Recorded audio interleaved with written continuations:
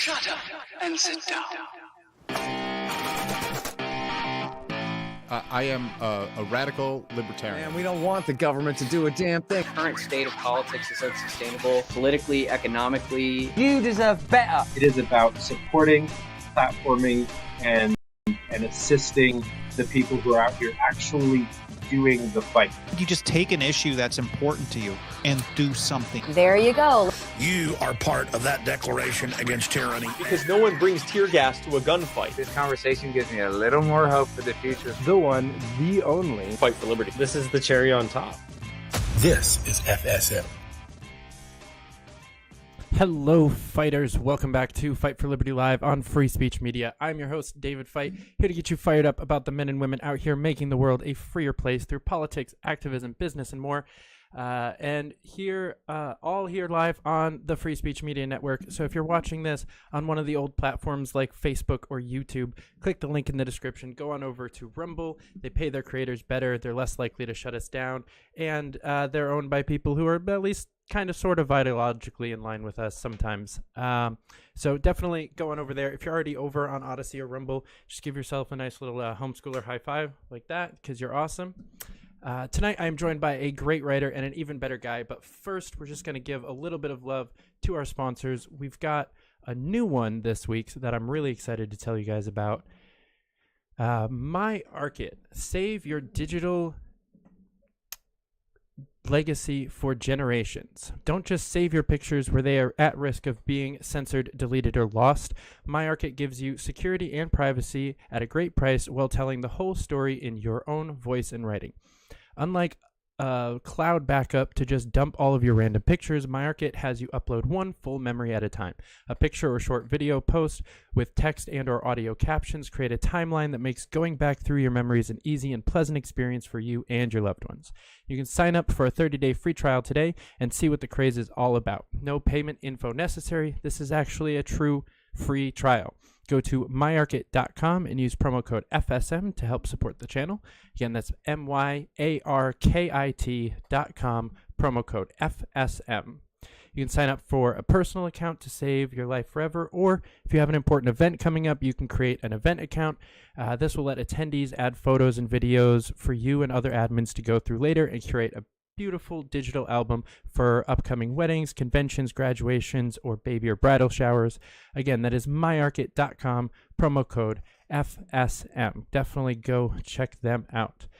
Next up, you know them, you love them, Blood of Tyrants wine. If you're looking for a nice night in while also sipping the blood of your enemies and supporting the destruction of the tyrannical state, look no further than Blood of Tyrants wine. Now they have a red and a white wine option, a Merlot and a Pinot Grigio. Distributed by activists you know and love. BloodofTyrants.wine is the place to go. Again, promo code FSM will get you 10% off your first order. And if you are actually in need of just a little bit more energy to help fight the state a little bit better, they have a new energy drink out called Liquid Freedom. So go on over, check that out. Again, bloodofTyrants.wine, or click the link in the description, and we'd really, really appreciate it. But without further ado, joining the fight tonight, former Rand Paul staffer, host on WTMA, writer for multiple outlets, including Politico, Charleston City Paper, Washington Examiner, The Spectator, Rare US, and now a ton for Based Politics, Big Baby, The Southern Avenger, Mr. Jack Hunter. Welcome to the show. Hey there, good to be with you. My absolute pleasure. So I always like to start off with just a nice little testimonial question to get our feet wet. So I'm curious, when did you first hear the term libertarian, and how did you feel about it at the time? I didn't like them. I was probably, what got me into politics was Rush Limbaugh when he was kind of a new show in the 90s. And my mom, who's not very political, would listen. And I'm sure he probably discussed libertarian on there. I quickly became like a Pat Buchanan conservative. Okay. Especially on the war issue. That was the primary issue. I wasn't exactly socially conservative. But a lot of those people in those circles weren't fond of libertarians, but Pat himself was friends with Murray and all that. But I had to get to that point to learn, if you catch my drift. So didn't like it at first. It's what I am now. Ron Paul made me a libertarian, but that's a microcosm of that journey. I love it. You're the first person I've actually asked the question to that had the answer I set that question up for, because I change the kind of intro question a little bit every week, but there's kind of like 6 or 7 that I cycle through, and every time I'm like, well, how did you feel about libertarians when you first heard of them? They were like, oh, it was great. I realized I was a libertarian at 16 and it was great. And I'm like, okay, it's a great story to hear, but it's like, it's never the answer I'm looking for when I set it up. You're the first one to be like, I hated them. They sucked. Well, I was a paleo conservative, but there were, the first time I ever read Tom Woods was in Chronicles magazine, which is the Paleocon Bible. Same with Rockwell. He was a contributor there, but I had to piece they're paleo libertarians. There's this, and I was learning. I was 19 years old, but eventually came to respect, but had some major areas of disagreement. They're a little too individualistic. Then Ron came along. He's like, no, he didn't tell me this. This is what I learned. Jack, you've been very wrong about a lot of things. And I'm still in that libertarian mode today and expect to be for the rest of my life. Yeah, see, I think I came from a kind of a similar, I feel like, timeline ideologically. I just was misguided. I guess I started off, my first impression of the LP and libertarians was it was Gary Johnson, so it was a very like watered down, pragmatic, palatable kind of thing. And so I was still basically a paleocon, but calling myself a libertarian because I was like, oh, these guys are like, I was a real like nationalistic, like patriot. I was one of those like, the libertarians are what the founding fathers really were type, like these are the true American party, is where I was when I first joined the LP, which obviously, like, I'm an anarchist now and very much away from that like super nationalistic patriot stuff. But the word libertarian has changed its meaning in my head to just kind of like line up with whatever I am for the last probably decade, which isn't right, but it happens. Yeah, I've heard Bill Maher say he's a libertarian. I've heard Sean Hannity say he's a libertarian. Right. And it sounds good to them. They're on the right. And it means kind of what you just said, whatever they think it means in their head. That doesn't mean that there's not certain concrete definitions, because there are. Words mean things. But I've seen that happen more than once with different celebrities and talking heads and others. Alex Jones called himself a libertarian on Michael Malice today. That was an interesting one, I guess, to a point. I don't know if I've heard any like blatantly anti-libertarian takes of his, but I also haven't listened to that much. I'm not his audience. I used to argue against Ron Paul people even paying attention to him before Trump, because I was like, guys, we represent a serious governing philosophy. We're not talking about gay frogs and stuff, like, it kind of undermines what Ron, and to my, Ron went on Alex Jones' show, to each his own, but post Trump, things are so wild. I'm like, he's just another one, another crazy guy out there. It is kind of weird how like normalized the whole, like all of it has kind of become like the entire sphere of all of the, the like kind of like red pill community that's kind of built up in the Nick Fuenteses of the world, and then where Kanye went, and that all, it's all become so much more normal. He used to be the only one, really. Yeah, and I haven't seen anything of his beyond short clips that are usually pretty disgusting, and he's kind of annoying. The guy's a straight up white nationalist sympathizer, like for real. Not me, like, oh, I'm a Democrat and Mitt Romney's a white nationalist, like a real that. Yeah. I just think, look, part of me likes that things that were once considered conspiracy theories really, Hunter Biden's laptop. Oh, you conspiracy theorists. No, this happened. This happened. Trump and Russia, that's a conspiracy theory, and y'all all still think it happened. I like this mixture of having the freedom to say, no, establishment media and establishment politicians, A, B, and C happened, and you can pretend like it didn't all you want, but they did, and enough people know that. That's why nobody watches you. So I like that aspect, but you're also elevating garbage. I don't know how you do both, and you can't control it. Wouldn't want to control it, but there's pros and cons to everything. Yeah, I keep getting caught in this back and forth of, if everyone's controlled opposition, no one is, kind of a of, You know, 'cause I've thought for a long time that Alex Jones is the poster child for controlled opposition. Like he's the tainting, like he's the person that once he attaches himself to a conspiracy theory, whether it's a true or a false one, it's now just garbage and no one believes it, and it's just tied into all this other QAnon Alex Jones shit. But I've thought that about him for a long time. Like I said, back when he was the only person really doing this kind of stuff, and having so much truth mixed in with the BS.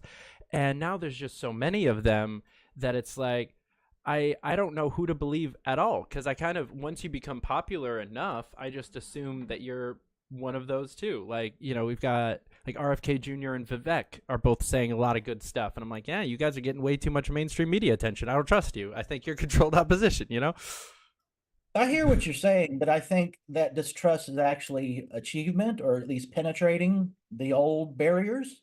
I like Vivek. I like most of what RFK Jr. is saying. As far as pundits and people out there, I mean, I'm a non-interventionist first and foremost. That's what brought me to libertarianism. Pat Buchanan conservatism before that was anti-war.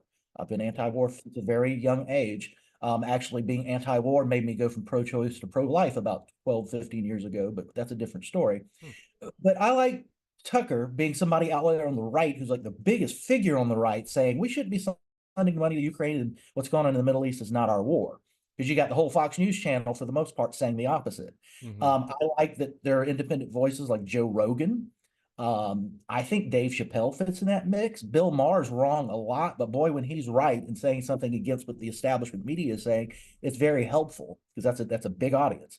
I think there's a lot of that going on, and I think it will continue. Shows like yours, you know, great and small, what we try to do at Base Politics, it all helps. I think so many, I mean, how many years now, poll after poll, nobody trusts the mainstream media. If they watch it, they watch it with a keenful eye and with great skepticism. But there are independent pundits and journalists that they do trust. Yeah. I think that's where news is going. That's what Base Politics is kind of based on. When Tucker was still on Fox, you might not trust Fox News, but you trust him. If you see what people trust personalities more than big major brands like that. Yeah. I think, well, because the personalities are the brands now. They each have their kind of own thing, and at least the successful ones do. Even, you know, Rachel Maddow is a brand bigger than MSNBC per se. And, you know, there's a couple of, you know, the Hannitys or the Don Lemons before he got canned that, you know, they have these personal brands now that are kind of superseding the actual network, which is kind of an interesting kind of conundrum, which also is a thing with the independent networks. Like, I'm sure a lot more people know who Dave Smith is than know what Gas Digital is, but right. Or even that's probably same with Hannah and Base Politics, you know, or Brad, you know. Same, because you know, their profiles are much higher than mine now over time, and just all their hard work. But people who know me and know that I work for Base, about how are Hannah, how's Brad, what are they doing? Like that's what people latch onto, and that's a good thing. Yeah. Hannah was one of the first, like, you know, big names that I had on the show back before she was that bit. She was still like, she might have just got bigger. 2 hours ago, Edward Snowden retweeted her. Oh, wow. That'll be fun. Yeah, I've been loving what you guys are doing. Like since Base Politics started, I've been trying to watch most of what's put out and read. One of the few outlets that I actually read the articles from, instead of just like hoping they make a video about it. We do both. Look, the Daily Wire. The Daily Wire has a front page and written articles, but when people think of it, what do they know? They know Ben Shapiro, they know Candace Owens, they know Michael Knowles, and they know them from videos. So that's the way things go on. There's nothing wrong with that. That's okay. But we at Based intentionally are always going to have a website with articles, and what we try to do often is there's a video and then there's a written post, and they are similar versions of the same thing. Yeah, I think that's I think that's one of the better ways to do it personally. Like that's we're starting to get that way with free speech media as well. We're trying to do some written stuff that, like, it makes no sense to have a mostly video outlet and then try to add written stuff and not make videos about it and throw it in either before or after a major show or something like that. It just it just makes sense. So we're trying to. I have a couple of friends that have done kind of independent writing stuff that I'm like, hey, let's kind of bring it all together, make some videos of it. And obviously none of them want to be on camera, so I'm like, I'll read whatever you write. I'll read. That's fine with me. Right. Like, I trust your writing, so I'll just put it up there, read it verbatim. We're good. Well, that broadcasting and writing are different things. I'm a writer who got started in radio. So I'm used to both. I have been since the 90s, it's been a while. And, Hannah and Brad are both the same way. They're very savvy with media and, interviews and whatnot, and obviously both good writers. So, yeah, not everybody can do both is my point. For sure. I've always been a good, short writer. I can do social media posts. I can do call scripts really well, or ad spot scripts. 3 to 5 minutes is about my sweet spot. If you want me to write anything longer than that, it's going to be a jumbled mess of stuff. I understand. So where did the love of writing come from? How'd you get started in that? Well, reading, first of all, I just learned to read last week, so that's been really helpful. It started with Rush Limbaugh. I know that sounds corny, but I thought that conservatism meant hating Bill Clinton. And that's what he did every day on the show. And my parents voted Republican because my dad had his own business, but I did not come up in a political household. I lived in Boston in a couple years in the 90s when I was 19, 20, 21. That's when Buchanan won the 1996 New Hampshire primary. So, tie all that together. But I was in Barnes and Noble up there. And I'm going to the political section, and this book here is called The Conservative Mind. What's this? I bet it's about how bad Bill Clinton is. And it was a book by Russell Kirk, published in 1953. They just celebrated the 70th anniversary of this. Is my camera all right? Yeah. New Hampshire primary. So it looked like it might have been messing up. Tie all that together. Long story short, I bought this book. For those who don't know, Russell Kirk is the reason that American right-wingers use the term conservative. That book. Conservative Mind. Bill Buckley, prior to the publishing of The Conservative Mind, referred to himself as an individualist. And I know he's a controversial guy to talk about right now, but that's the term he used, individualist.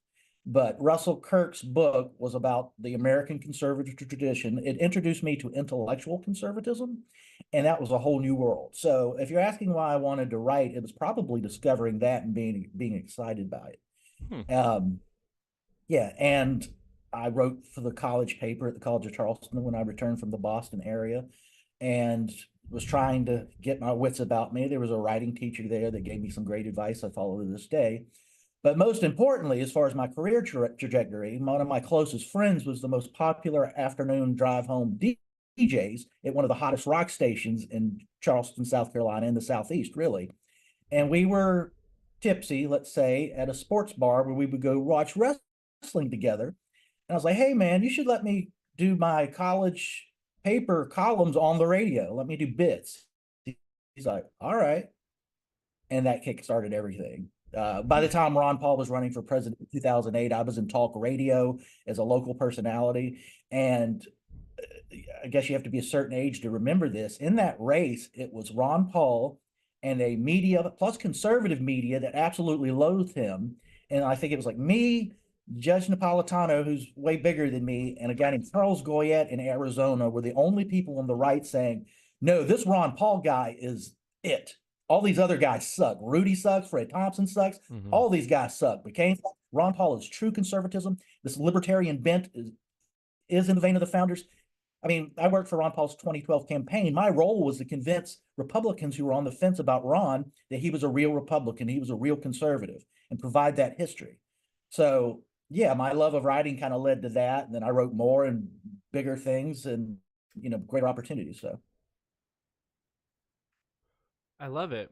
I honestly, I am not quite old enough to really remember much of the 2012 campaign. Well, the thing is, I'm old enough. I just didn't follow that side of it. I'm just, I was all in Romney in 2012. Obviously, I wasn't quite old enough to vote, but that was the first election that I really paid attention to.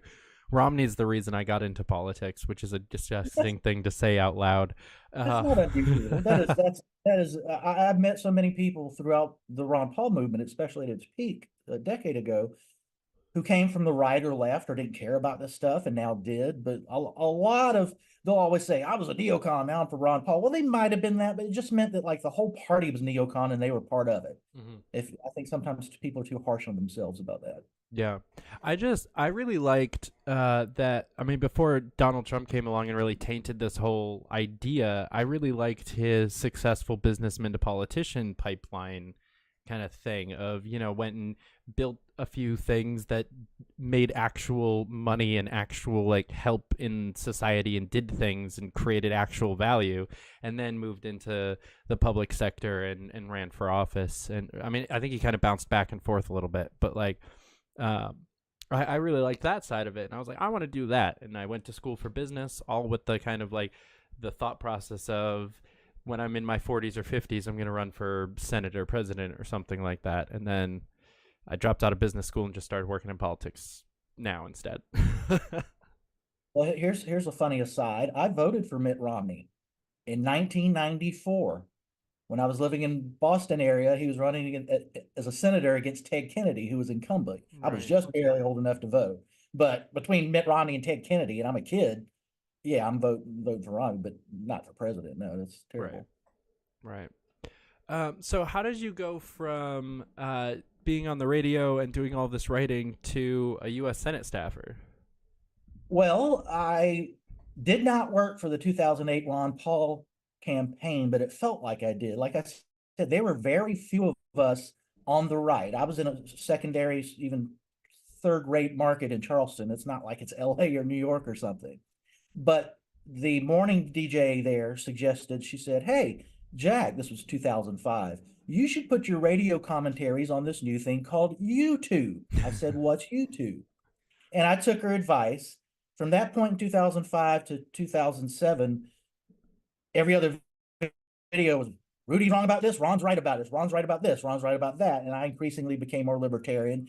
And the reason I was attracted to him, in the Bush era, if you were like a Pat Buchanan anti-war conservative, there were like 5 of us. He was no man's land. David Frum wrote Unpatriotic Conservative saying these guys don't even belong in our movement. So in 2007, when I know who Ron Paul is, but thinks nobody's going to pay attention, and I see the loud anti-war candidate getting the biggest crowds and the most young people, I'm like, libertarian cemetery, that's the direction I'm going in. Let's go check this out. So I did all these videos, and of course, Ron Paul's fans and then the campaign liked me. They would message me like, this is great. Thank you. Like, it's grassroots, it's organic. And I think I introduced Ron at least twice, but I think 3 times in 2008 at various South Carolina appearances. Just, it was that organic. When his father decided to run for Senate for the 2010 Senate race in Kentucky, his son, Rand Paul, they already knew who I was. I had not met Rand yet. A lot of people don't remember this. When Rand Paul announced he was running for Senate, he announced locally in Kentucky, but he wanted to do a national one too because of his dad's movement. He did it on Rachel Maddow. Why did Rand Paul announce on Rachel Maddow? Because the MSNBC people kind of liked Ron, and they were anti-Republican establishment. He was anti-Mitch McConnell at that point. It was Republican primary. Sean Hannity, Rush, they don't want the son of Ron Paul on their show. Right. Now Rand's on all the time, but people don't remember how bad it was for libertarians or non-interventionists back then. There was not a place on the right. You weren't left-wing, you knew you weren't, but Rand Paul had to go on Rachel Maddow. Well, he decided he wanted to do a book and contacted a publisher and picked me. Actually, Tom Woods called me, and I think he was talked about and I was talked about, and Tom was busy with something. But The Tea Party Goes to Washington is a book that I co-authored with Senator Paul. And the publisher told me this, something like, I understand the parameters of the liberty movement in a way just some writer for hire couldn't. And that was probably right. I'm not trying to compliment myself, but that's how that relationship began. And I continued to work for Senate staff in the communication department after, if that's a good enough explanation. That makes sense. That's actually a very logical. How'd you go from a writer to a staffer? That's well, I wrote a book for him. You know, I'm still writing. Yeah. I mean, yeah, that also makes sense. There's not a big difference between a comms department and for an elected official and being in the media. It's basically the same thing at this point. A lot of similarities. Yeah, for sure. That's why comms director will forever be my favorite campaign position to have. I love it. It's so much fun. It's just doing what I already do all day, just with a better direction and somebody else's face to put up in front of it instead of trying to put my own up. So well, it's funny. When National Review did an absolute hit job on Ron Paul, it was written by Kevin Williamson, who's sort of their house libertarian that doesn't seem to like libertarians. Did an absolute awful piece on Ron and got a lot of stuff wrong. I got to hit back, and I used Russell Kirk and Robert Taft, and I know the conservative history. I'm like, your founder, Bill Buckley, some of the last thing he said before he passed away was the Iraq War was not conservative. It was stupid. George W. Bush is not conservative. Well, Ron Paul's running on that message. The founder of your magazine said that in his last days to George Will. And, that was a lot of fun. I was working for a campaign as part of comms, but that's what I would have done anyway, but not with as much attention because I was christened by the campaign to do that kind of stuff. Mm-hmm. Yeah, it's kind of it's a weird thing to kind of speak with the power of someone else. Right. Yeah, I did a little bit of work on Spike Cohen's comms team, not during the campaign, but just afterwards, in the kind of between that and You Are the Power kind of limbo period of his, and just. Being logged into somebody else's Twitter account is just a very weird feeling, especially, I've managed a bunch of brands and things like that, Twitter accounts for work, and that's completely different than like a human whose name and face is on an account, and you're like, just arguing with people on their behalf. It's a terrifying experience. It can be, and ostensibly, if you're working for these people, you respect them and you believe in what they're doing. So there's a lot of respect for that account. Mm-hmm. They've entrusted you to represent them to some degree, and you want to make sure you do a good job. Yeah. My absolute fear is just being one of those, because there's probably 3 or 4, just to speak on Spike specifically, there's like 3 or 4 all-star tweets of his that people keep throwing in his face that are just absolutely god-awful. And he didn't write any of those, but they're still the ones that get kind of thrown up anytime he does anything wrong. And, I'm just like, I don't want to be one of those tweets. Like, the worst thing I could do is get Spike in a lot of trouble because of something I said that was a little bit off color, a little bit, misworded or something like that. Luckily, I come from marketing and comms and those types of things. So I'm fairly confident in my ability to, even just customer service skills of, not pissing anybody off. But it's one of the weirder things to kind of, like you were saying, like be christened by a person to go out and help them spread their message. Yeah, and Spike's great. I think he's one of the best spokesmen for what we believe in. Dave Smith's another one. There's a bunch of them, but it's a lot of responsibility. I've done it, you've done it, and probably do it again in the future at some point. I hope so, personally. It is definitely it's nerve-wracking, but it's definitely one of the more enjoyable things I've gotten to do. So I mentioned a few of the publications you've written for in the intro, but there's quite a few more. So I'm curious, how did you get connected with some of those bigger names and get writing for other people? It's they knew me and I knew them. I never graduated college. I am certainly not an academic. I'm a middle-aged metalhead that loves pro wrestling, who's very, very interested in politics and has been for a long time, and spends my days thinking about what's going on.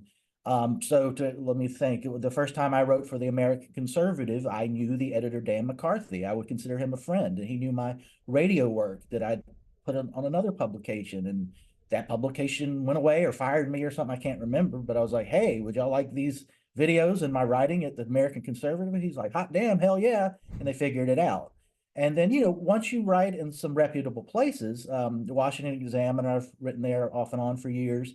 Spectator was another one. Of course, I was the editor at Rare for 4 years.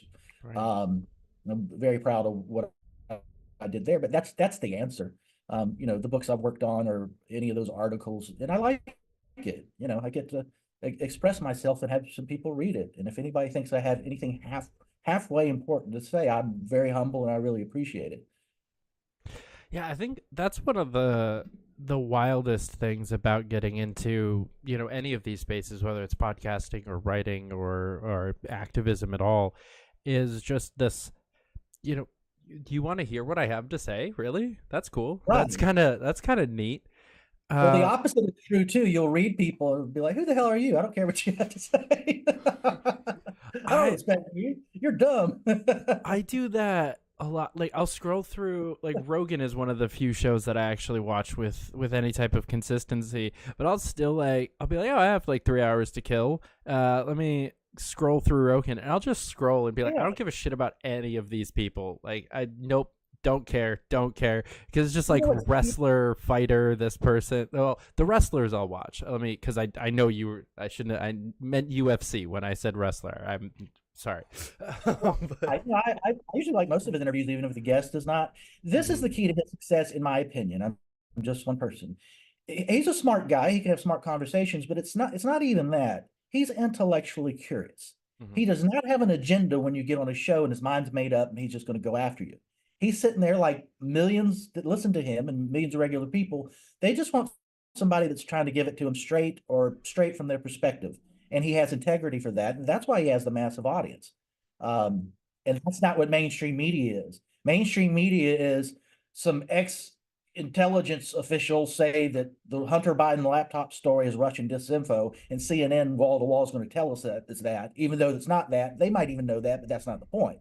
The point of mainstream media in 2023, and it's been this at least since 2015 with Trump, is they think things are so bad that they're not a regular press anymore that ask questions. They promote and protect the establishment narratives. We saw it with COVID. We see it with them protecting Biden, who needs a lot of protecting if you want him to win again, and they see that as their role. It's independent media's role to do what the old press used to do. And that we're a little shaggier and scruffier and rougher, and they're like, that's why you shouldn't listen to the people. That's exactly why you should listen to us and not them. And I don't have to tell people that. I think I'm subscribing what a lot of people already know. Yeah. If you watch any like post-apocalyptic movie or any like World War III movie or anything like that, it's the people that look like us that are the ones that are right. It's the ones with the little bit of a scruffy beard, the hair's a little unkept, like the people who are perfectly manicured and pedicured are never the ones that are right about the world ending ever. Well, here's what they do. If you look, and I didn't vote for Trump either time. There's things I like about the guy, and there's a lot of things I don't like about the guy, and we can get into that, but that's not the point I'm making here. If you have literally convinced yourself that Trump is Hitler and that stuff like that happened in the Third Reich with the Nazis is going to happen, if I could go back in time, I would try to stop it. I think most people would. That does a disservice to Hitler and the evil he committed and those millions of victims. I just think it cheapens the whole thing. It's terrible. B, it's not true, but if you think that, you're going to get on CNN and MSNBC or Fox and lie and lie and lie because that's what you think you're up against. And when the left thinks absolutely everything on the right is white nationalist and Nazi and the next Hitler, that's what you end up with. That's why the press has gone crazy. Now, I can get into right-wing censorship and their own hypocrisies too, but the establishment media is center-left, and that's what you see today. People know it. Yeah. Even Fox News is They kicked off the biggest guy because he was saying don't send money to Ukraine. And I know it's the election stuff and it's the lawsuit and the settlement, but you can't tell me that that's not a factor.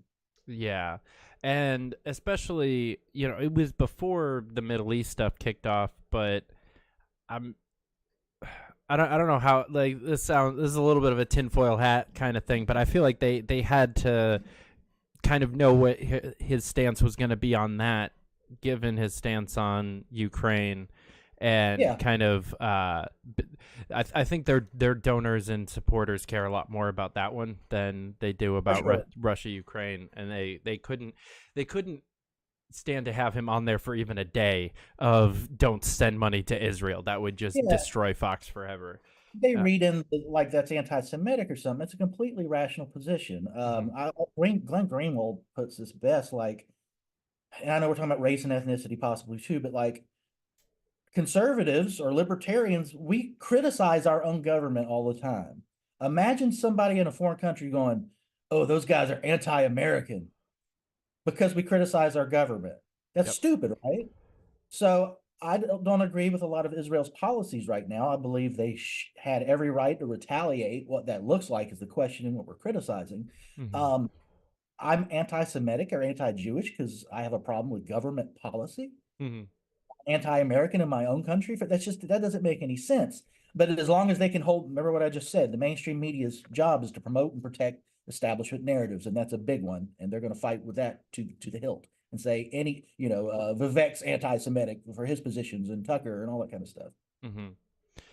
Yeah, it's very. I mean, the thing is that they would call you anti-American as well, and they have. I mean, even to go back, like Ron Paul was called an anti-American for most of both campaigns, and since Ron Paul was asked during a Fox News debate if he took his marching orders from Al Qaeda.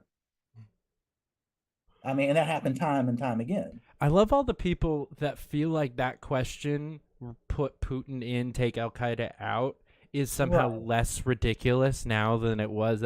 Like the amount of people who scoffed at that question, or at least can look back and scoff at that question and be like, Ron Paul was right. Most of us bought into 9/11 when it happened, but we can all look back and say, Ron Paul was right about almost everything he said. Those people who can see that, who say that on a daily basis, are still turning around and being like, "Oh, you're a Putin simp," or same thing. Yes. They don't get punished for it. Look, the editor of he's at the Bulwark. I can't keep up with my neocons sometimes. Stephen Hayes, formerly of the Weekly Standard. I think he's the editor of the Bulwark. The Bulwark is the more neocon one than the Dispatch, but I think that's where he's at. He made up a conspiracy theory, wrote an entire book about it, and had the vice president repeat it on Meet the Press that Saddam Hussein was in cahoots with Al Qaeda. An absolute flat-out lie, according to some of the best intelligence experts in the United States who said so at the time. But what did the Bush administration more service? To promote that conspiracy theory or tell the truth? That guy was high up in journalism. He still got a great job.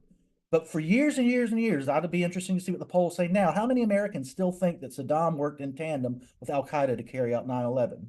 I just learned right now that that's not a thing. So yeah, no, Saddam Hussein hated Al Qaeda. Al Qaeda was never in Iraq until we started bombing it. But Ron Paul was telling all these people on May 5th, 2007, on the debate stage, they had never heard it before. When he started explaining blowback, they're like, "What? We have a military presence in other countries and these radicals get mad about that? We didn't know because their news didn't tell them." But Ron knew, and he knew that there could be blowback. The CIA term, and we had the worst blowback in 9/11. What did they all say? "Oh, you're blaming America." No. And I think we're getting, as technology progresses and time goes on, we're having those conversations more and more in ways we can. I don't think just calling every critic of Israel's government an anti-Semite is going to happen or hold up as much as it has in the past. Yeah. At risk of getting into a really dicey conversation, I feel like the concept of victim blaming and it being wrong just always 100% across the board has kind of done a disservice to actual victims in any case. Like, I think where it kind of started in the kind of like Me Too movement kind of stuff, there's a real thing of sometimes the question of like, well, what led up to that is a valid question to ask. And we've basically just across the board, whether it's in like a rape situation or a war situation or an assault situation or anything like that, you're not allowed to ask, well, what did they say? Like somebody gets punched, some dude gets punched at a bar, you're not allowed to be like, well, did he hit on the guy's girlfriend and call the dude a bitch and say, "Hit me, you pussy"? Because then, he kind of deserved to get punched.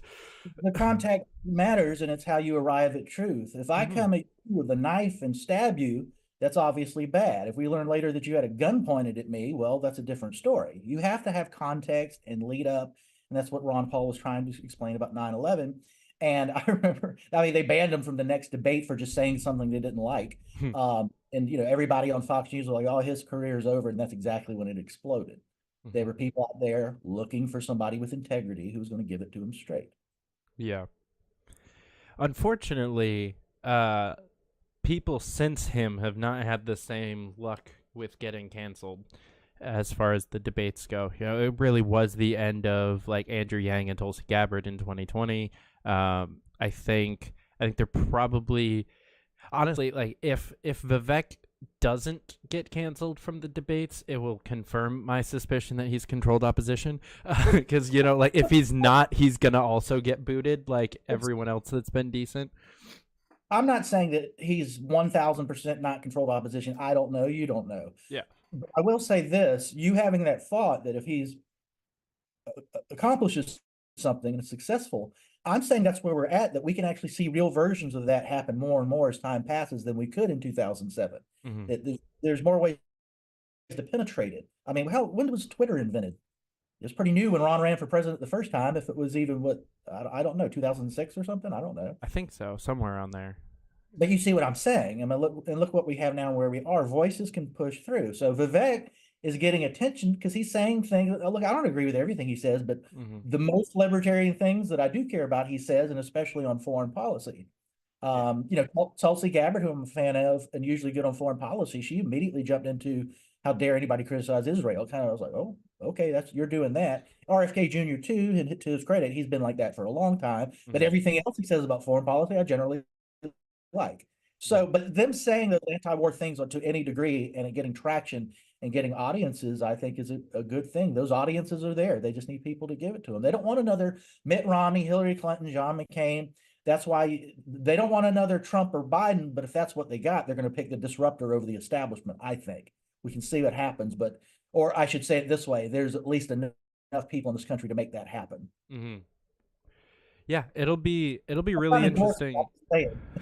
Yeah, like I'm really back and forth. I'm leaning towards just like take a whole handful of white pills and just OD and just go like RFK, Vivek, they're both great. Alex Jones is back on Twitter. That's great. Elon, like just be like, everybody's that's saying things that I agree with is probably good, and just go full like glass half full, the whole nine, because it really is encouraging to see people like Vivek especially has been saying a lot of stuff that I like. He's also saying a lot of stuff that terrifies me. So there's that like kind of give and take. I do think it's interesting. You brought up Tulsi, and this is something I don't think I've actually talked about on the show since the Israel-Palestine thing. I think the only people who weren't surprised to see her fold in 2 seconds were the people who were her biggest fans during the campaign, and the ones that like worked for her, like me and Reed Coverdale and some of the other like big Tulsi libertarians, because she's a straight up Islamophobe. And that's something that she was never exactly quiet about on the campaign. She just didn't get asked the right questions, and so it never really came up. But she was always pro-war on terror and a straight up like not a Hindu nationalist, but pretty close, and a straight up Islamophobe. I don't want to speak for her, but yes, there's that history, and I'm aware, and there's other things too. But look, unless you're an out-and-out murderer or something, or child molester, and you're just a person with opinions I disagree with, even if they're kind of nasty, and you're saying things, especially on the war front, but about free speech and civil liberties and other things, and they're getting an audience, I generally always support that. I have friends that are like, they don't mean it, they're not principled, and my first answer is, I don't give a damn. Let me put that in the context. I do give a damn. If I have somebody that's principled and saying those things, like a Justin Amash or Thomas Massey or my old boss Rand Paul, I believe in all those guys, and they're doing it for all the right reasons. That's why I was there with one of them. But if somebody, Trump, the biggest egomaniac in the world, I don't know where the guy's going to be coming from half the time, but when he's on a Republican debate stage in my home state of South Carolina in 2016, telling Jeb Bush that his brother lied, WMDs were a lie, you knew they were lying, the hell with you, and the entire Republican Party establishment going, that guy's over, and then he wins. Yeah, that matters to me. I don't care if he meant it or not. That happened because when I was in talk radio during the Bush era, people would call in and be like, you don't like George W. Bush, you don't like Dick Cheney, don't call yourself a conservative. You ain't no conservative, you don't support the war. Well, those same people are like, hell yeah, Trump, yell at Jeb Bush about the Iraq war. Oh, I hate Trump more than I hate that. No, I like that one thing he did more than how I might feel about the man. I just don't understand people who hate him so much. Oh, he saved a puppy. He shouldn't have saved that puppy. I hate that puppy. You know, there's a new, God, it's a famous comedian. I'm getting so old, I can't remember anything. Oh, it's Jim Brewer. The latest Brewer specials on YouTube as of like 10 days ago. Watch the first 4 or 5 minutes. It's on Trump derangement syndrome. I'll just leave it at that. It's pretty funny. Whether you like the guy or don't, it's pretty hilarious. That's great. Yeah, I can definitely sympathize with the just getting to actually interact with the people themselves and believing in, because even with what I just said, I still love Tulsi. I still have a lot of respect for her, her and her husband, who I definitely prefer to her because he's way cooler. Is that the surfer or she's a surfer? They both are.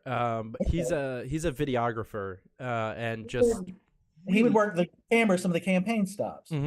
That's actually how they met. She hired him to do a campaign ad for her first congressional race, and they fell in love, and it was from history good from there for on out. him and good for him. I mean, he seemed like a pretty handsome and smart guy from what I know, but I think she's out of every guy's league. So good for her. Right? Yeah, he might be the only guy that she's not. Right.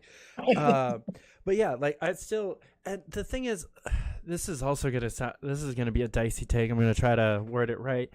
I give a slight pass for some types of racism when they are historically based, and she is a South Asian Hindu by race, and so they've been at war with Muslims for 200, 300, 400 years.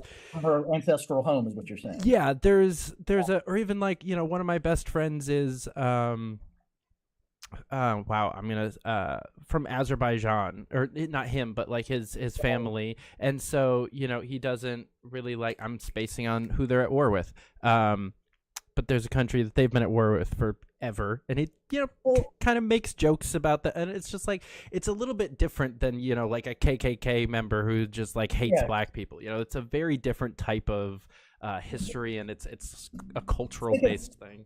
Think of Ireland and England in the 70s. Yeah. Everybody can understand that. I hate the Irish. I hate the English if you're Irish. I mean, that's not my fault. I still hate the English, and we broke free from them so long ago. I don't hate either, but to your point, right? I mean, that's the same. That is a little different. Hold on a second. Sorry, a TV just magically went off. But genuine, just hating somebody for the color of their skin, and that's your focus. White nationalism, or I guess there's other versions of that too. That's I don't want to excuse the Islamophobia, because that's the #1 tool of the neocons too. They don't really care either way. They just know if they can get enough Americans to hate brown people over there, they can have their next war.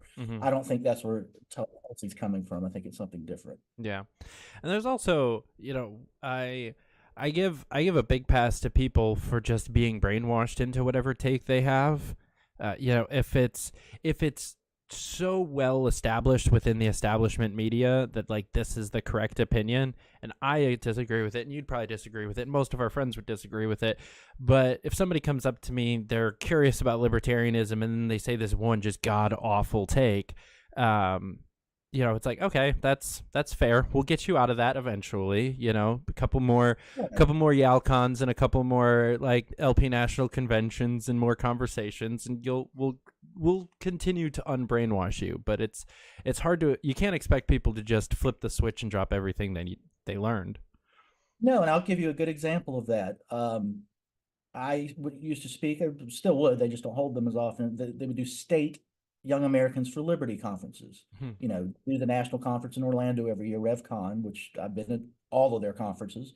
But I was at a state conference in Arkansas. I can't remember the year, but I remember I was in Arkansas and our local Republican leader was there talking to me before I went on.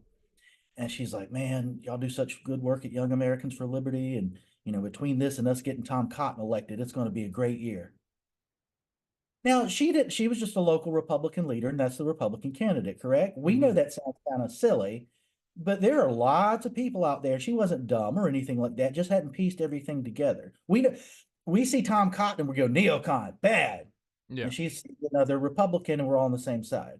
So have some grace with people, and I didn't say anything to her. What was I going to accomplish? Yeah. You know? So yeah, be patient with people. And you know what? As smart as we think we are, we're wrong about a lot of stuff too. Be humble. True that. Yeah, I think one of the biggest lessons that we could learn as movement, and I it's tough, but I try. And I think this is definitely part of the like autism within like the actual like diagnosable autism within a good chunk of the people in the movement, is just you don't have to be right all the time.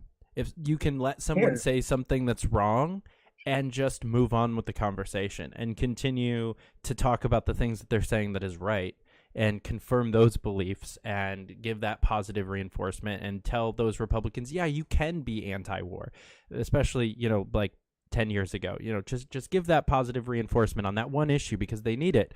And then, you know, let it go that they think that, you know, Obama is Satan or trans or whatever. Just let that go. Stay on be a good anti-war Republican.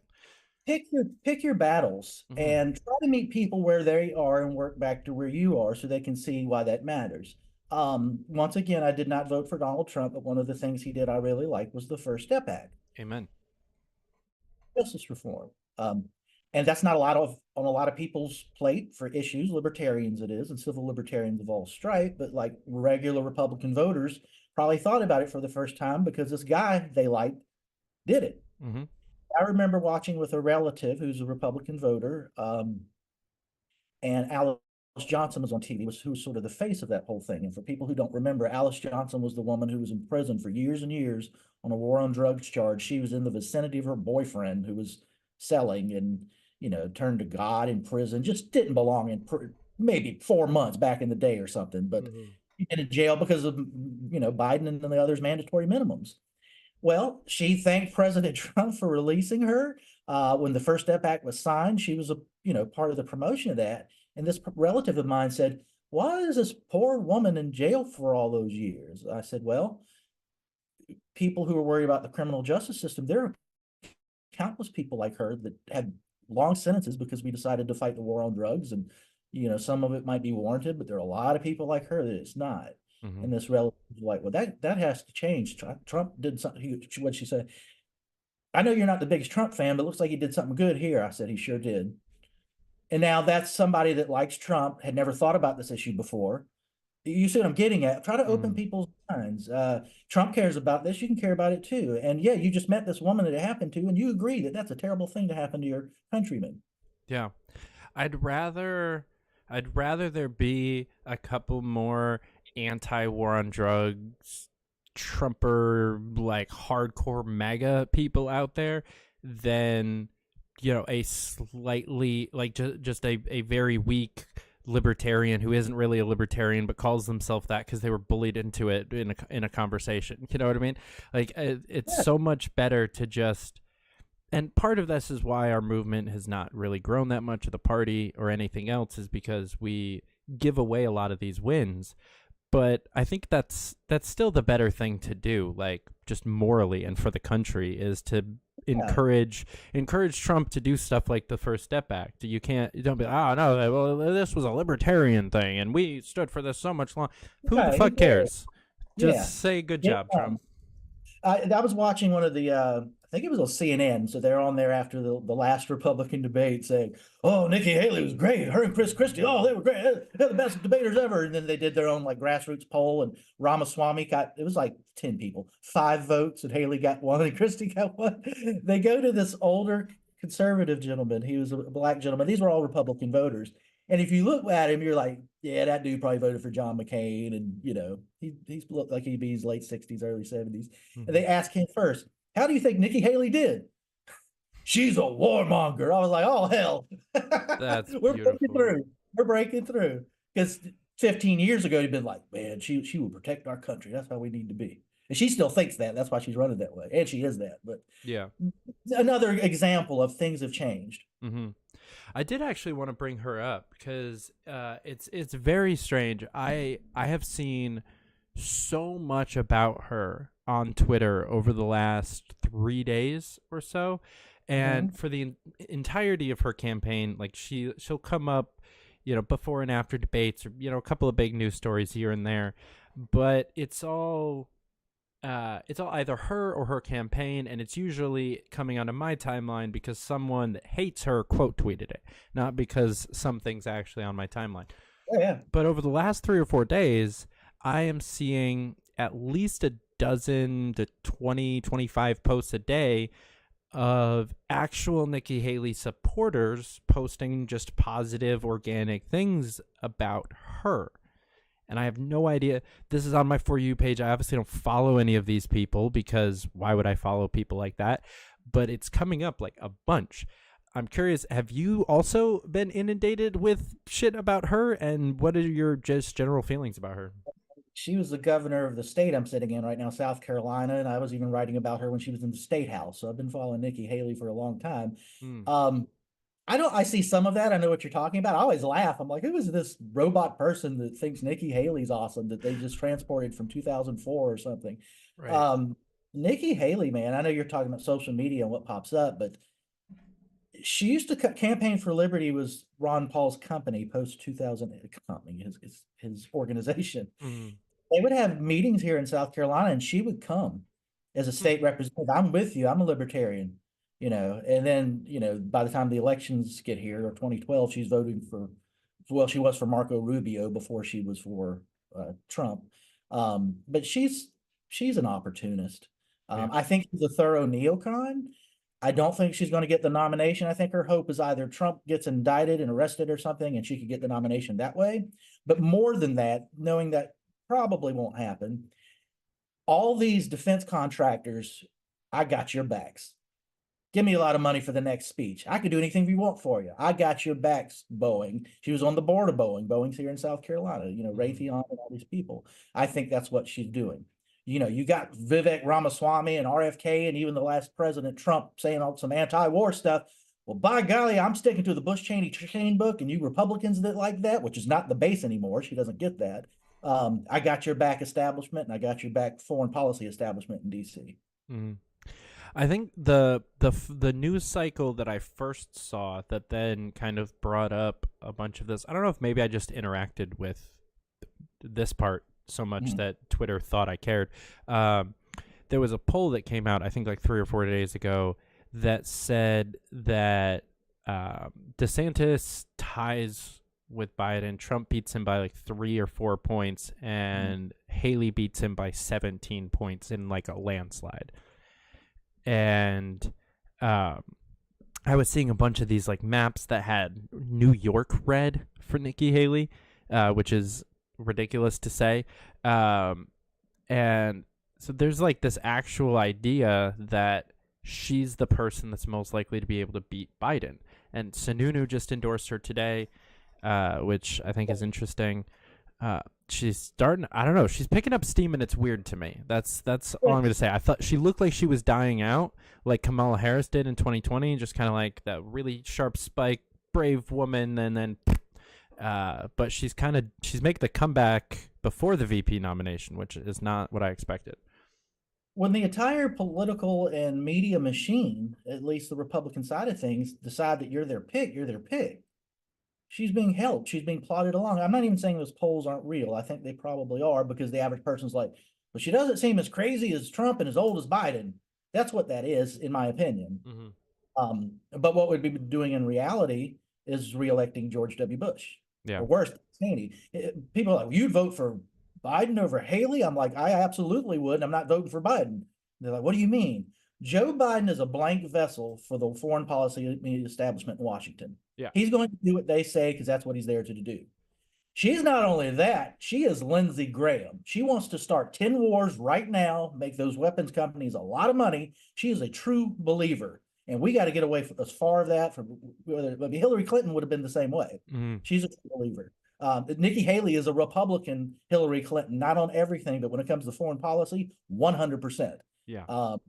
And so of course the media is going to be like, oh, she won every debate. She's great. We want her. She's one of us. She'll protect our interests. She'll promote our narratives.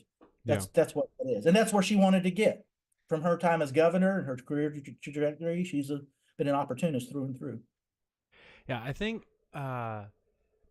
like there's a huge difference between what should happen and what's going to happen, right? Like and I love that you've kind of broken those two categories out with a couple of your answers on this topic, which I love.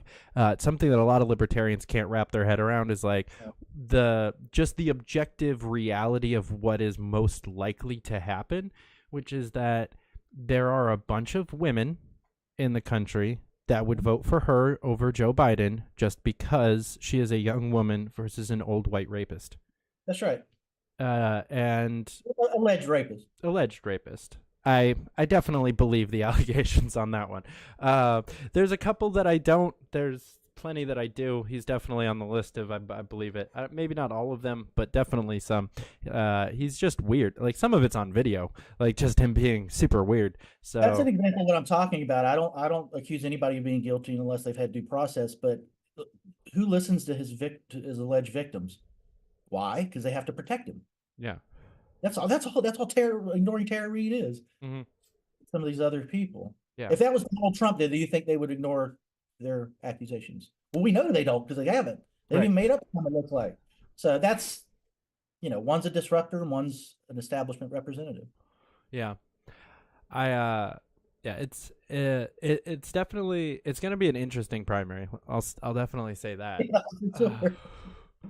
That would be my favorite wrestler if we didn't have all this politics stuff.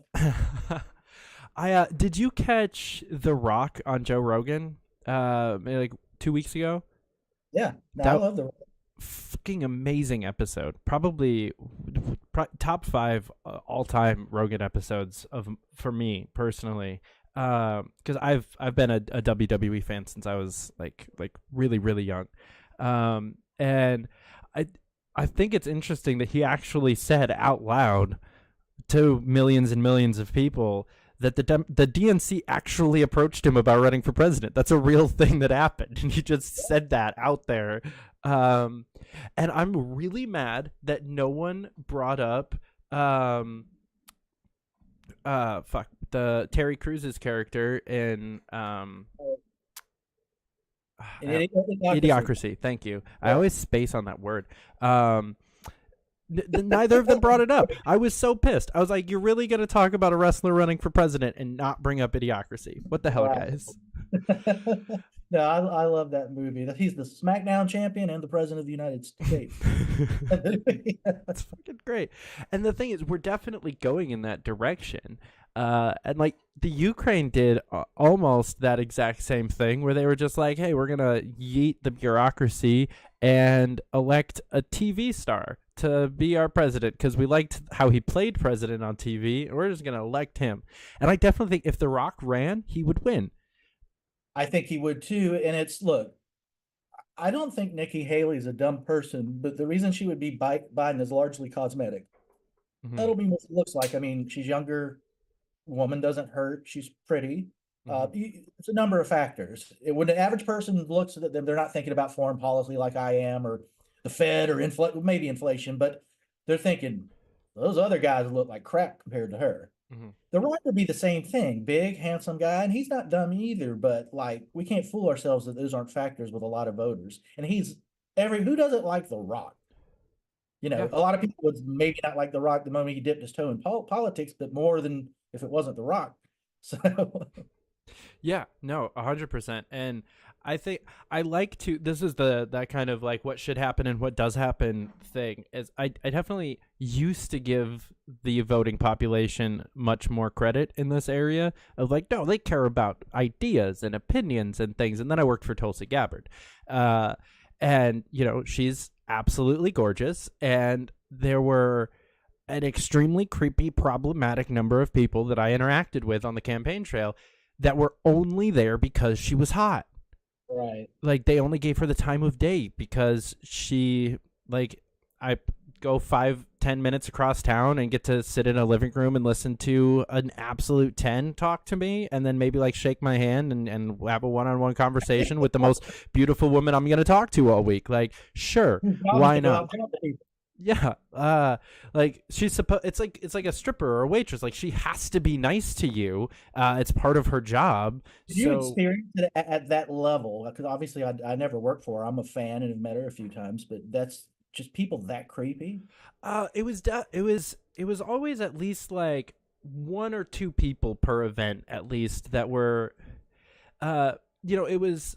I don't know if I just kind of give off the vibe, but it was always kind of just like, I was usually like outside smoking or something like that, and they would just like, just these weird off comments that like kind of, they probably thought that they were benign, and not much different than what you and I have said on the show of just like, she's really attractive, but it's weird coupled with some of the other things that they said, which is like, oh, well, I don't know about this, or I kind of like Buttigieg or something like that, but then they'll be like, but she's really hot, and it's just like, are you actually only here because she's hot? Yeah, hopefully it's more than that, because that is creepy. I mean, any straight man's going to have that opinion, but God knows, be a grown up. A funny story related to this. I was watching one of the debates with Tulsi in it last cycle, I guess it was. And my father was really sick. He was conscious, but in and out and tired a lot. And we're watching, and I think he's like, all these people are boring. Like I said, he's not really into politics, but I do that, and he loves me. I'm his son watching. And Tulsi pops up on the screen. He goes, here we go. Now we got somebody. Just patience. It's at word. And that's pretty innocent, but I did what you're doing right now. I was like, yeah, okay, Dad, calm down. He's in his 70s. It was funny. That's amazing. That happened. Yeah. I really think, and like, this is one of my hot takes on this election. I think whichever party goes young wins this time. Whoever ditches the Biden-Trump rematch wins. Or more likely, what I've said more times is that once one party ditches the rematch, the other party ditches it real quick. As soon as Trump gets indicted and the base turns on him, they're gonna say that Biden's unfit to run again and picks Newsom or somebody else, and vice versa. Is my actual prediction, because what we're talking about here is a real factor. Like, there's a thing of, DeSantis is okay, but he's younger, kind of manly man. Yeah, he has that, but I'm really not. I had an open mind at the beginning of this about him. I really don't like him at this point. Yeah, and what's weird is, if you've seen, like, I don't think I've ever seen a politician get attacked for their looks as much as DeSantis. Or not even their looks, but just like their manliness. We had like Bootgate and a whole bunch of other things where it's just like when he first came on the scene, he was kind of a manly Southerner, wears cowboy boots, rolls up his sleeves kind of dude. And that was a big part of his appeal. And this campaign, they've just systematically destroyed that, where I don't think anyone really like respects him as a man anymore, kind of the way that they did to Ted Cruz. Yeah, no, it's sort of emasculating. I think he was the hope of the establishment, certainly, some of the Fox higher ups and whatnot in the beginning, because they thought he was Trumpy enough that the base would like him, but he's still one of their guys. Mm-hmm. That makes sense. Like when he said that disputed territory about Ukraine, what he was saying is, I'm not necessarily for sending all this money and going all in either, and then the neocons jumped all over him for that. I think the whole time he wanted to say what the donor class would have wanted, but he was smart enough to know that enough of the base would be like, hell, why don't we just vote for Nikki Haley if that's what's going on? Right. Yeah. But his cosmetics was one of the pluses. It was this. I've got all the stuff you like about Trump, but I'm not going to act like a crazy man. Mm-hmm. Yeah, he was the fire and brimstone without the erratic craziness. But I was like, maybe that's something we might want. And I say we as Americans, I'm not beholden to the Republican Party or anything. And as time went on, he's like, no, I would not legalize marijuana. And yeah, I would get into this business. And maybe we should bring back the death penalty. I was like, dude, you were making me not like you. And here we are, that was thing after thing. Yeah. That's where I think Vivek's starting down that train for me. And I just like, a part of me just wants him to stop talking so that I can stay liking him. Cause he's done some of them. Yeah, like the bombing Mexico or like the age limits on cell phones and social media. There's like some really like what concerns me about Vivek is that a lot of his questionable policies are really rational and easy to sell in their infancy, the way that they would be implemented, but they would almost guaranteed turn into something crazy. They're all very like Patriot Act-esque. Like, oh yeah, that makes sense. We need to crack down on 8-year-olds getting cyberbullied into committing suicide. So we need to do something. But then you give the federal government the power to just be like, you don't get social media. And that's terrifying. Yeah, no, I'm not in favor of any of that. Like he'll say 10 things. I'm like, I like all of that. Then something like that, I'll be like, nah. Yeah, but I do love. I voted for Gary Johnson twice, and I thought Bake the Cake was stupid and certainly not libertarian. So like even RFK Jr., I really liked him in this race, but the Israel focus has made me dislike him a little more. But I think he's being earnest in what he believes about that. Yeah, if it came down to he was back in the Democratic Party and him and Trump, I'd have a real decision to make. I would probably have voted RFK if he gets on the ballot, because he's at this point he's more likely to get on the ballot than the LP is in New York, if I'm still here in November. But I think my biggest worry with him, and this is like the how I was saying, I'm kind of going back and forth on like the white and black pill here. My biggest concern with him is he still hasn't recanted his take that the lockdowns were good for the climate and might be a reasonable thing to do in the future for the climate's sake. Yeah, that's problematic as well. He hasn't said it again in over a year, but he hasn't unsaid it yet. And that's like, I don't know. I agree with you. I'd actually forgotten about that, and that's probably what he wants everybody to do, is to forget about it. My favorite thing about when he started to surge early on, and news organizations were just acting like he wasn't there. He'd be double digits in polls, high double digits, and they'd like, this is where Trump is, and this is where Biden is. Well, hey, there's this other guy. Mm-hmm. He was reminding 2023 Democrats of what they used to be. We should care about civil liberties. We shouldn't send all this money. What a liberal, see me doing quote marks, was in 2003, their priorities. Yeah. That's him. Yeah. They don't care about free speech anymore. They don't care about civil liberties. On the Ukraine thing, it was more left-wing people in favor of prolonging that forever war. He's the opposite of that, but he's not coming from the right. He's like, well, I just haven't changed my views in the last 20 years. Why did all you Glenn Greenwald's the same way. Mm-hmm. Glenn Greenwald had two choices when we arrived at this moment. It's been like this during the Trump era. Forget everything he ever believed and go join the rest of the Democratic center left and all their new beliefs that aren't really liberal, or keep doing what he's always done and have them get mad at him. So he chose principle. Yeah. And a lot of respect for him on that one. Absolutely. Honestly, like Tulsi's in a similar camp. There's a number. Yeah. Bill Maher is starting to get there, where he's realizing how much his party's left him. Yeah, and he says it that way too. He's like, we're liberals. Didn't we used to believe in A, B, or C? And then he'll say something like, I completely disagree with, but so what? I'm not looking for purity or anything. I'm looking for big voices that say things to big audiences that can make a difference in this world. Hell yeah. And they all do that. Yeah. Dave Smith went on a nice little rant when he was on the show like 6 weeks ago about Tucker, basically in the same vein of just like, isn't it great that there's somebody out there that's screaming anti-war shit to the right? Like, fuck the rest of his opinions. I don't care about any of them. He's got a bunch of good ones on top of that too, but like, fuck the rest of it. Like, just that there's someone saying these things to the right where no one has ever been allowed to say these things.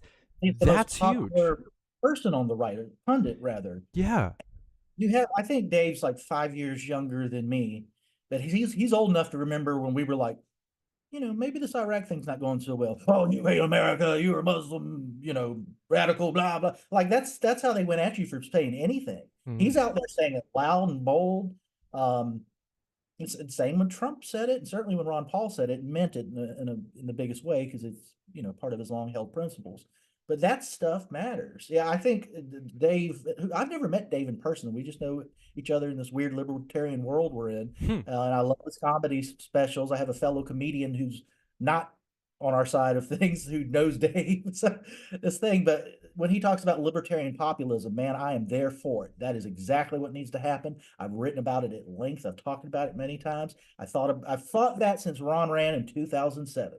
I'm like, dude, this is populism, and this sure as hell is libertarianism. And that you got to put the two together. Because what's the alternative? Oh, I wrote a white paper. A guy in charge. Can you make everything like it's not right now and pay attention to the white paper? Because if you're against populism, that's what you're asking for. Like, that's stupid. Populism's more reasonable than that, right? I don't understand. So I talked with Matt Key about this recently. He's like, Matt's slightly older than me, but not by much. He's like, I'm a libertarian and I'm a populist. I'm like, me too. So I think a factor is remembering. Well, a factor is some people think populism is only Trump. The Tea Party was populism. Bernie Sanders' movie was populism. You just saw some populism win in Argentina. That's definitely libertarian. There's all kinds. Jesse Jackson, when he ran in the Democratic primary in 1988, was called a populist candidate, and that was a different thing too.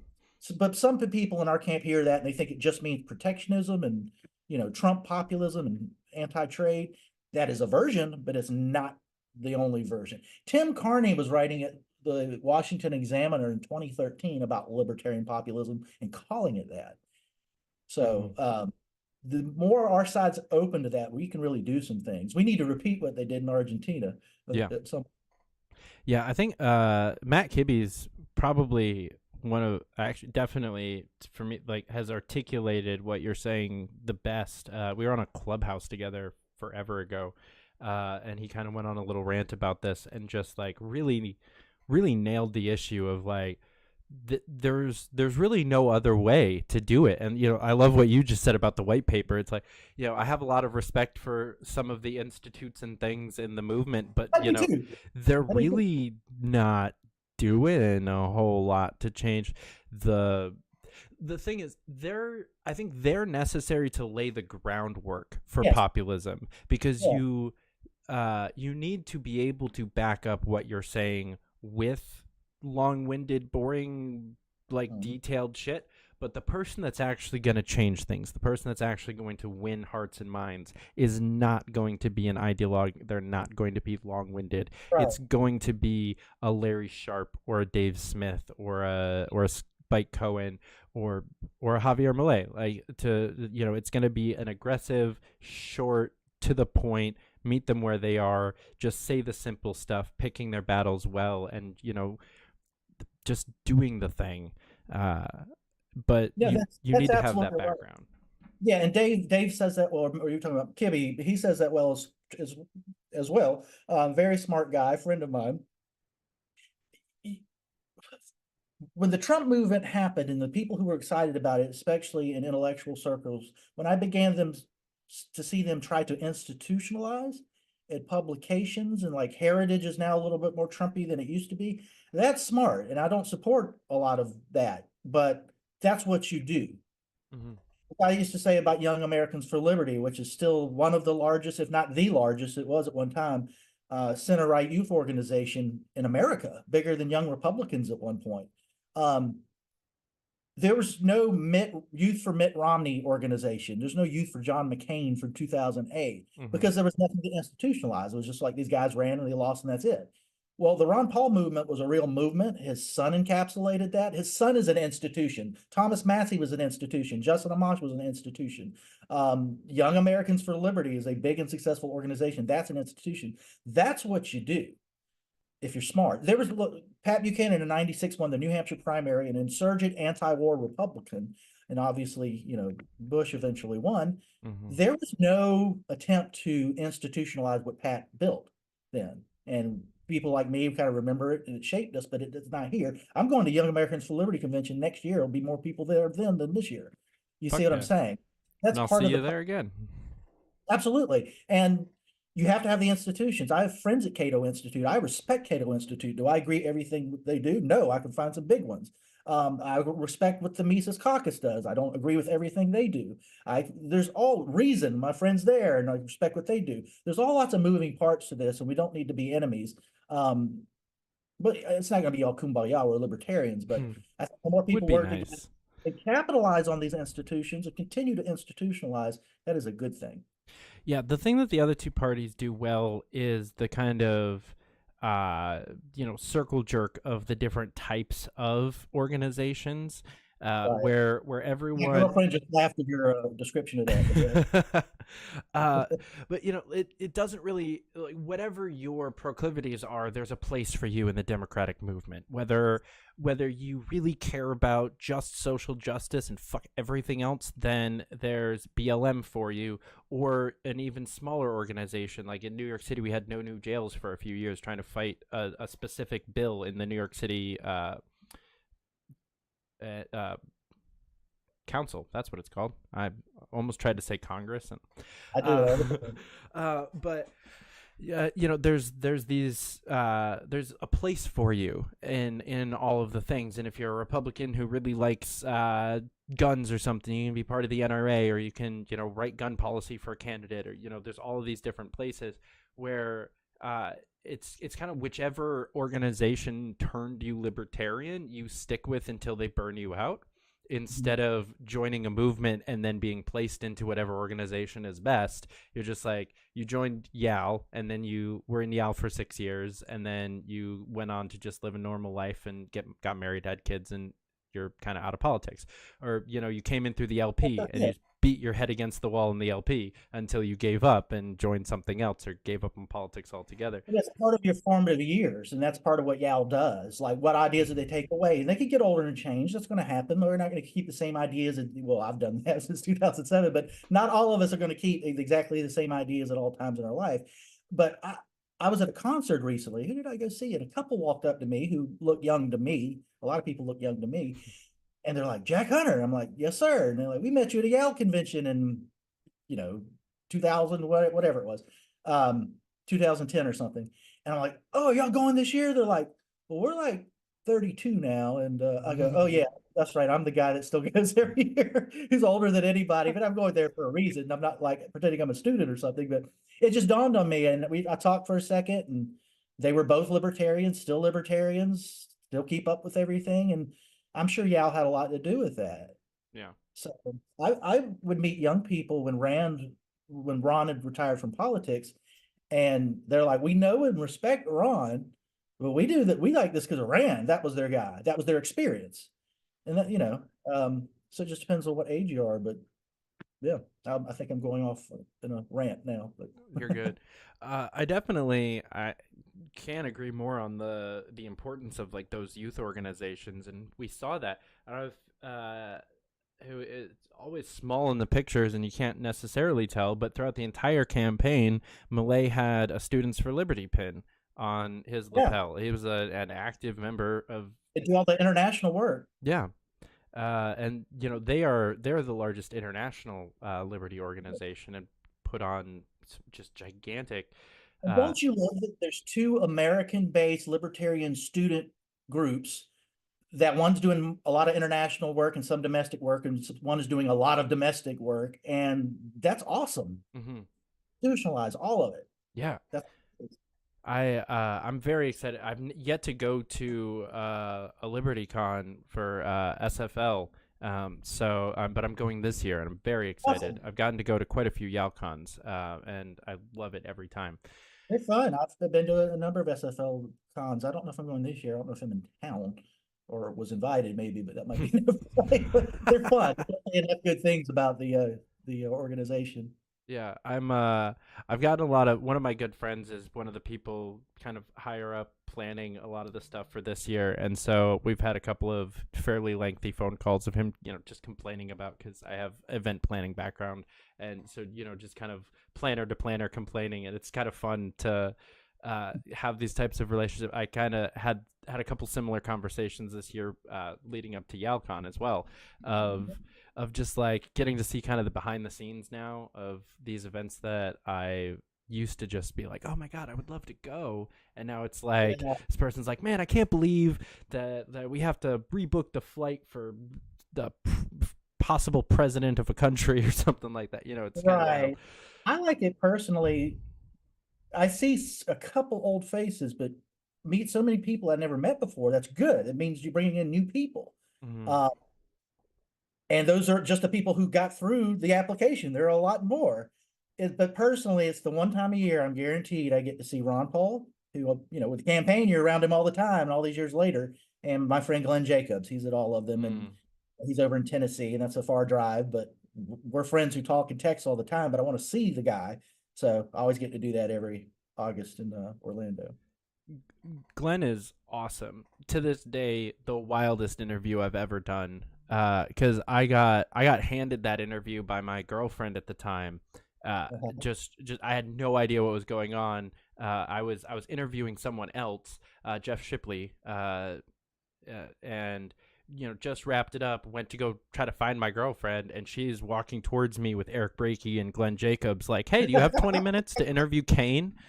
I'm like, "Shit, yes." Yeah. You're a wrestling fan too, so you're starstruck. There's that. Yeah. You know, he's a great libertarian. Dude, I had to hang out with this dude for a full year, having that reaction every time I was around him. I've told him this, to get past it and not be a fan and just be his buddy, you know? And I didn't talk about wrestling that whole time. It was all libertarian stuff because that's how he knew me. And after I got past that shock and awe, we talked about wrestling more than we ever had. You know what I'm saying? You just, you being you right now, Brad Pitt walks up and is like, "Hey man, we're going to be buddies. How you doing?" That's jarring, right? Yeah. Because that's what he to me, somebody that I watched on TV for most of my adult life and admired, and on the most best form of entertainment for my money, you know, that I like. So yeah, but he's a great guy. It's funny when you get to know somebody as a person, you know they're a big star, but it's just a different thing. Yeah, it's I can't say that I'm his friend. That would be awesome. But yeah, I did him and Mark Pellegrino, because I'm also a big Supernatural fan, are the two just like wildest ones. And I did basically the same thing on both of them. I like, you know, kept a straight face for the whole interview, and afterwards I was like, I just have to break down at this point and fangirl for a second, because holy fucking shit. Like, what? Well, I can tell you in the case of Glenn, he's used to it. We went to the Heritage. I picked him up, or I don't know. I was accompanying him. We went to Freedom Works, and then we bounced over to Heritage. This was when he was still in WWE. He was not made yet. But was thinking about it and talking to people. And we were at the Heritage Foundation. If you've ever been there, there's that room with the big boardroom table, and it's full, and they're all talking about policy and property rights and stuff. And at the moment it's done, a guy goes, "Hey man, can I get a picture with you?" And he's like, "Sure." There's a line of 20 people in the Heritage Foundation waiting to get their picture with Kane. That's so great. What you did, I asked him this when we had dinner in August. There was a guy behind the waitress we had said, "Are you Kane by chance?" He said, "Yes, ma'am, I am." She said, "Oh, okay. Our bartender said that was Kane, and I had to find out." And we had our food, and Glenn went over and he's like, "Would y'all like a picture?" And they said, "Yeah," but he makes it not as nervous for them. He knows they want a picture, but when he asks, because they might be intimidated. And I was like, man, that's cool. That's the way to do it. That's how I am as a fan with anybody else besides you at this point, you know, in that world. So yeah, it's because you always hate to be that guy.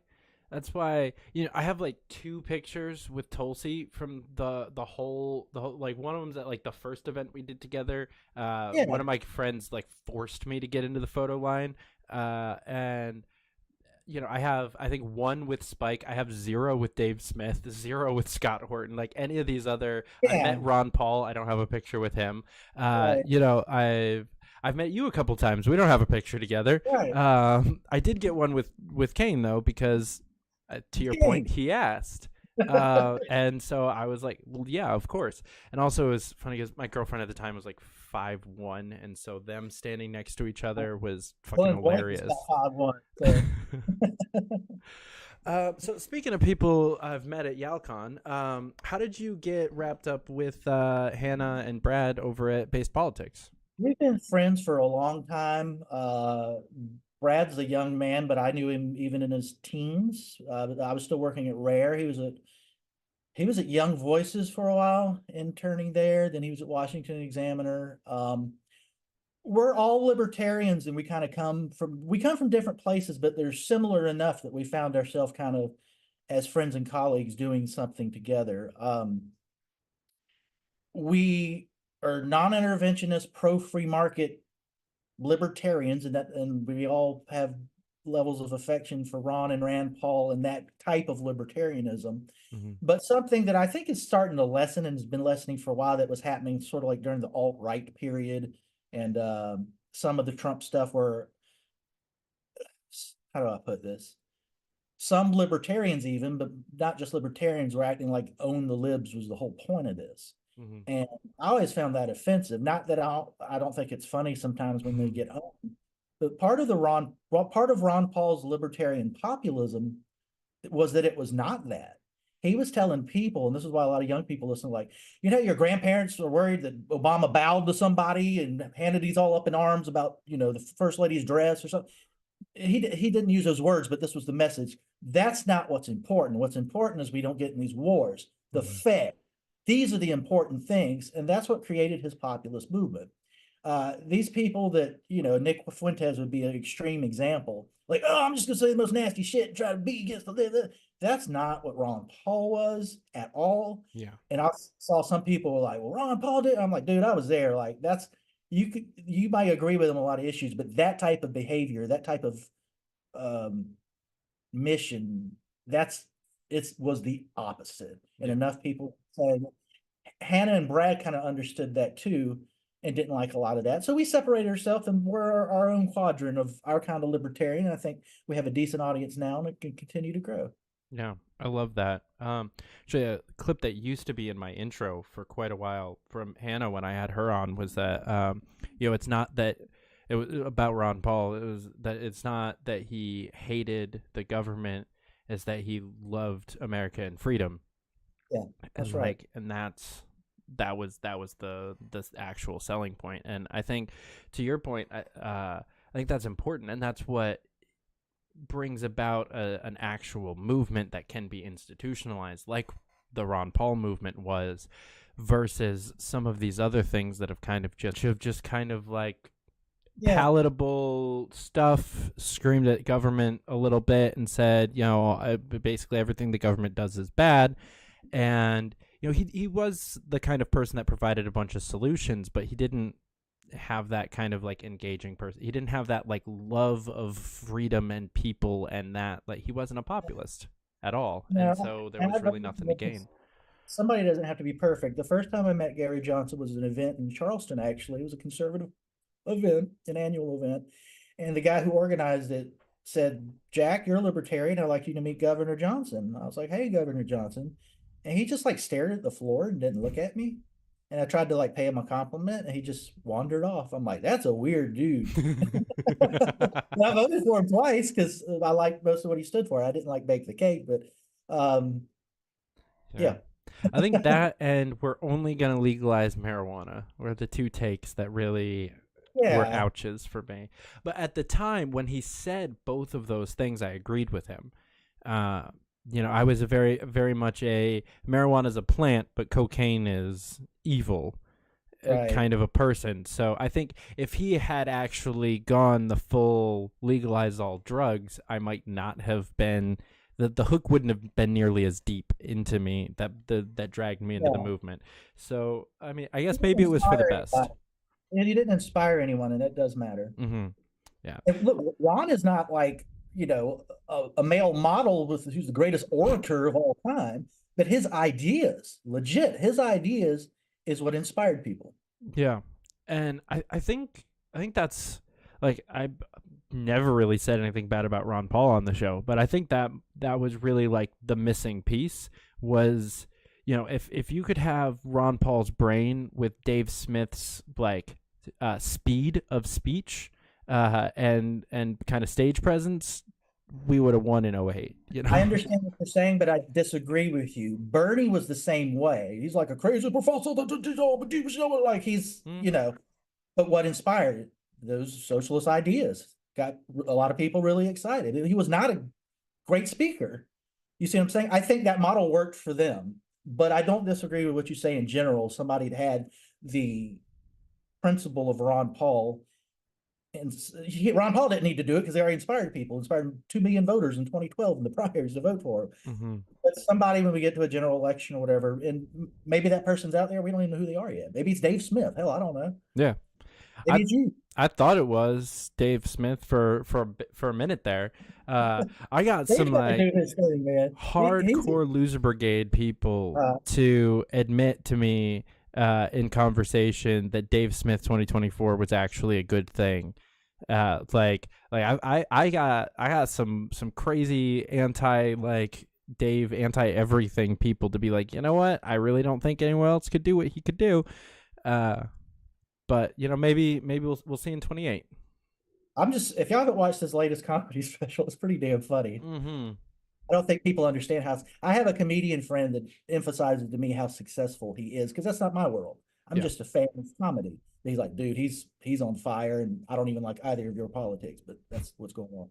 So you don't get mad at a guy for being successful in his primary line of work. Yeah, no, and I think that's definitely something that I didn't realize until I kind of got a little bit more into the comedian podcasting circuit world a little bit more. I've started watching like Mark Norman and Joe List have a show, and like a couple of other people, and I've started watching a lot more of the comedians on Rogan episodes than I used to.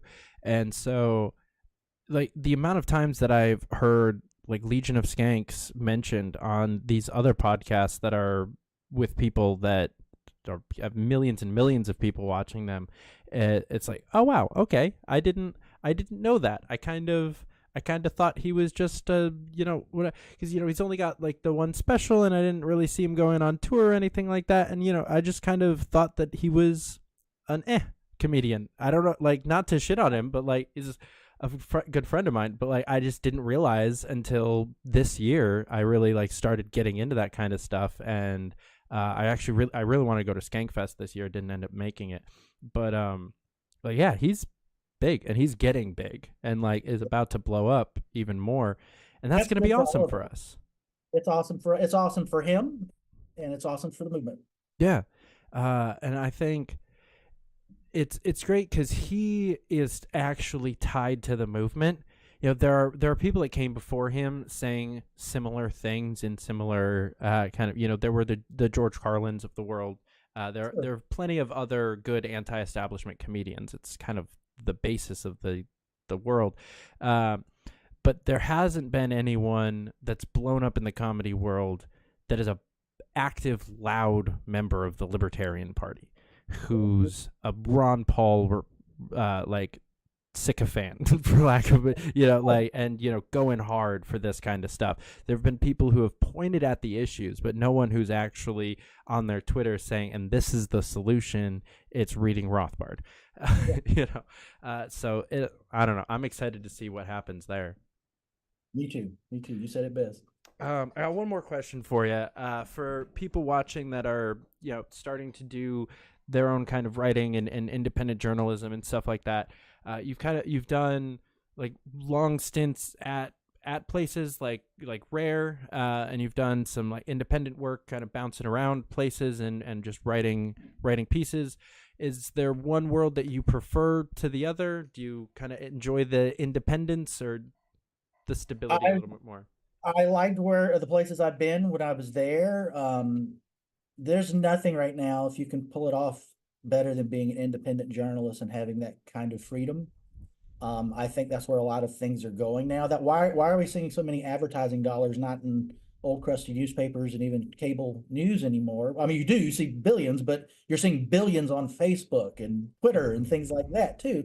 That's where things are moving. I kind of trying to stop saying mainstream media anymore, because I think social media might be the mainstream media if we're talking about size of audience. I don't know, but it sure feels like it.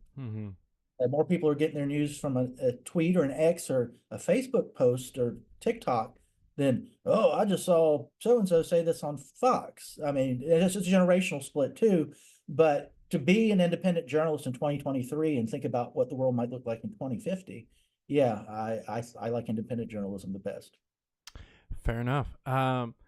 As follow-up then would be, would you advise people to try to find an outlet to write for, or just kind of like go for it with a Twitter and a Substack?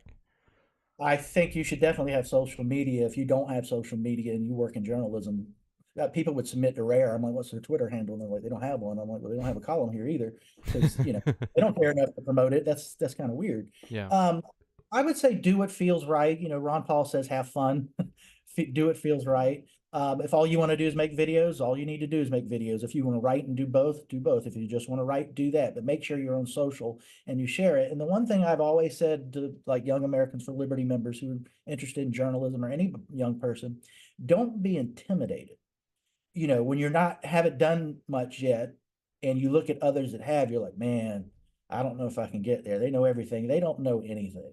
Mm-hmm. And that's not an insult. We just talked about how much we like Dave Smith and some other people. Glenn Greenwald's a hero of mine, Matt Taibbi. They started at the bottom too. They're smart people. We like them because of that, but they haven't done anything you can't do. Yeah. Don't be intimidated. Don't think that they're up here and you're down here and it's never going to change. Just, it's natural to have that mentality, but don't, because it'll only be an obstacle for you. Amen to that. That's something that I've been trying to learn, and I'm getting there, and just actually reaching out. Great. I mean, shit, you've followed me on Twitter. You used to follow my old account that got nuked, and then you were one of the first people to just organically refollow the new account after I had the new one, and it still took me another couple months to be like, hey, you want to come on the show, man? Yeah. Well, you see, I would have jumped on it, but that's that right there. Don't be you're gonna run into some dickheads sometimes. That's gonna happen, but don't let them bother you either. Yeah. And speaking of Dave Smith, I think the most relatable thing he's ever said on his show was when he had Tucker Carlson on. And Tucker was like, man, you've had my number for years. Why have you never invited me on your show? And Tucker was almost kind of like, the fuck, dude? I thought we were cool. And Dave was just saying that he didn't want to ask for something from somebody that he was just kind of getting positive feedback from or something. It was just super relatable, because I've done the same thing to so many people, including Dave himself. You did it with Kane, and that's part of Dave's charm and his integrity. And as big a name as he is, and there's bigger names, but he's a pretty big one. He's got a big following, has an audience in both the comedy world and the political world. He was like, holy hell, I got Tucker Carlson on my show. This is a big deal. Yeah. Because that's how he would be. That's relatable. That's human. And that's an asset. That's not a negative. Yeah, no, 100%. It was just, I don't know. I laughed out loud hearing that. I was like, dude, because the thing is, I did that to Dave. I was on 2 other podcasts with him, and I had him on for the first time hosting a debate that I didn't even set up. And then it was still another 6 weeks or 2 months before I was like, hey, do you want to just come on, just you, and have a conversation maybe? And by this, he was interacting with me daily on Twitter, and we were doing the whole Liberty Unity movement with Reed Coverdale and a couple other people, and he was like, yeah, of course. And it was super easy getting him on. Every time I've asked him to come on the show, he's been on I think 4 times now. Every time it's been, yeah, I'm available within the next few weeks. But probably tired of my David Coverdale joke I use on him each time. And for those who don't know, the singer of Whitesnake is David Coverdale, who's also Reed's father. That's not true. That's what I said. That's fantastic. I don't think he even thinks it's funny anymore. He just humors me. I don't know. Reed has a pretty wacky sense of humor, so you might still be striking gold. You never know. Before I let you go, tell people where to find you, where to find all of your stuff, how to read your stuff on Based Politics, and any other thing you're super excited about coming up. Those who still use the front door of websites, based-politics.com is where you'll find my work, and Hannah Cox and Brad Palumbo. You'll find us all over social. My Twitter X handle is Jack Hunter 74. You'll find me on Instagram under that same handle. I'm on Facebook, I'm on TikTok, and it's not hard to find me with a general search. I'm not going to bore everybody with the URL or the handle for every platform. So, all right. And all of those links are in the description. Guys, definitely go follow along. It is some great content coming out of Based Politics, and anything else that Jack Hunter's name is on is guaranteed to be a smash hit. And then don't forget to like this video and share it around to all of your friends and family and bug them with libertarianism until they finally give in and become libertarians. That's just got to beat it into them, I'm telling you. And then come on back. We're doing a special episode this Friday to try to make up for some of the time we've lost over the last few weeks. So I have a founder of a social media platform, Ponderly, coming on the show, Amir Sheikh, and then Tyler Harris, who is former executive director of the LP and now working with Lars Mapstead for president. It's coming on next week. But definitely follow all the socials, click the like and subscribe, follow everything Jack's doing, and come on back. Jack, thanks so much for coming on. This was absolutely fantastic. great time. Would love to do it again one day. For sure, definitely. Maybe an in-person one at the next YALCon. I'll try to have my equipment actually set up this time. But Jack, again, thanks so much for coming on. Guys, thank you so much for watching. Come back, and until next time, keep up the fight.